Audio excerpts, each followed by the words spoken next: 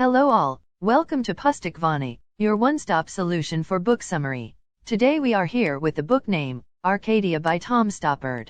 So let's start its plot overview. Septimus Hodge and Thomasina Coverley sit in the front room of an old estate in Derbyshire, England. The house is surrounded by beautiful, traditional, and park-like landscape, lush and green. Thomasina, a curious and rather impetuous girl of 13, is the student of Septimus, who is 22. Thomasina asks Septimus what a carnal embrace might be. Jillaby, the butler, interrupts the conversation.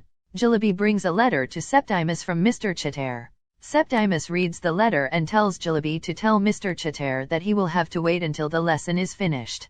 After Jillaby leaves, Thomasina asks Septimus if he thinks it is odd that when one stirs jam in his or her rice pudding in one direction, the jam will not come together again if they swirl the pudding in the other direction. In other words, she asks why one cannot stir things apart. Thomasina's question leads to a discussion about Newton's law of motion. Thomasina believes that if one could stop every atom in motion, a person could write a formula for the future. Noakes enters the room, soon followed by Lady Croom, mistress of the estate, and Captain Edward Bryce. Lady Croom is very upset by Noakes's plans for the landscaping of Sidley Park. Lady Croom thinks that Noakes's plans are too modern. Sidley Park is beautiful and an Arcadia as it is. The scene has changed to the present day, apparent from the clothing of the characters on stage. The action of Arcadia shifts from the early 19th century to the present day. The setting is still Sidley Park, but there have been changes in the surrounding landscape with time. The modern-day characters, Hannah, Chloe, and Bernard, sit in the same room as Thomasina and Septimus. Bernard Nightingale, critic, comes to meet Hannah at the estate. Bernard is looking for information on Ezra Chitter. Hannah is looking for information on the Sidley hermit, whose death she attributes to the breakdown of the romantic imagination.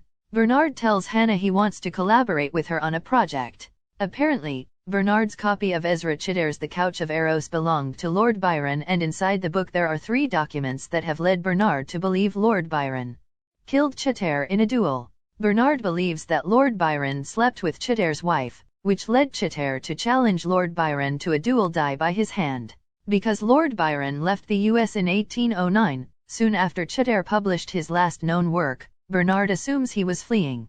The play shifts back to the early 19th century. It is morning and Thomasina and Septimus sit together in the schoolroom.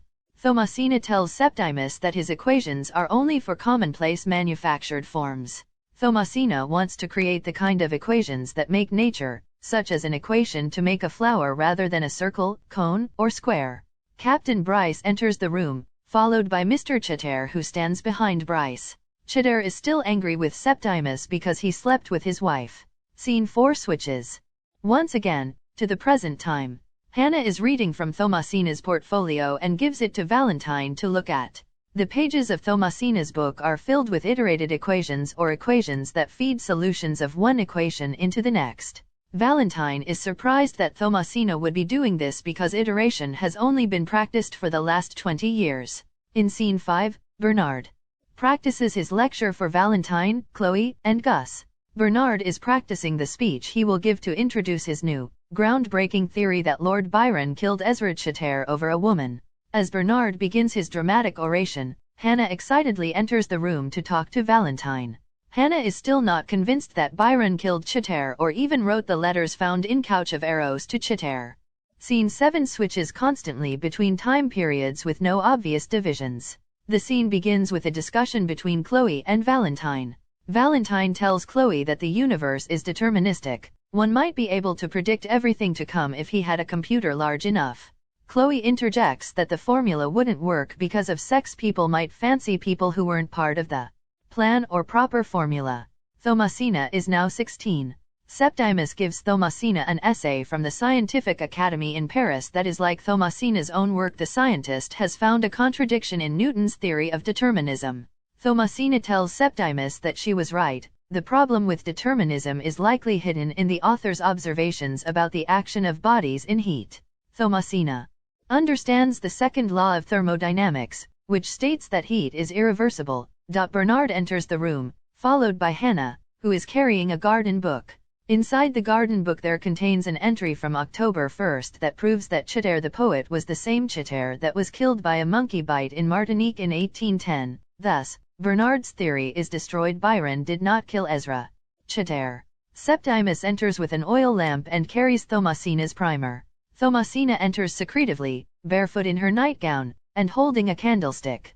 It is the night before Thomasina's 17th birthday, and she wants Septimus to teach her how to waltz. Valentine stumbles in and tells Hannah that Thomasina's diagram is of heat exchange. Septimus and Thomasina discuss Thomasina's diagrams, too, while she tries to get him to dance. The music heard from inside the house changes to a waltz, and Thomasina and Septimus begin to dance. Septimus kisses Thomasina on the mouth, and the couple begins to dance again. Septimus sends Thomasina up to bed with a lit candle.